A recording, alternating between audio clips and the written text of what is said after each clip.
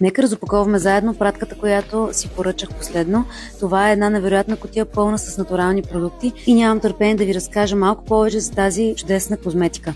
На първо място е тази маска за лице, която регенерира и хидратира кожата в дълбочина, съдържа масло от дива круша, екстракт от червено грозде, овес и женско биле. Следва дълбоко хидратиращия крем за лице с хиалуронова киселина. Поръчала съм си също така и вода от розмарин, за да можем да си направим невероятни маски за коса, както и разбира се тоник за лице. И това студено пресовано 100% органично масло от арган, което също ще намери страхотно приложение в моите маски за коса и лице. Поръчах си също така и този биобелен слънчоглед, който ще използвам в моите салатки. Знаете, че обичам да ползвам такъв тип продукти. Доверих се на BioBliss, защото тяхната козметика е с доказан произход, освен това с натурални и органични съставки, така че нямам търпение да изпробваме всичките продукти. Ще разказвам за всеки един от тях в отделно видео, за да видим тяхното действие по-отделно.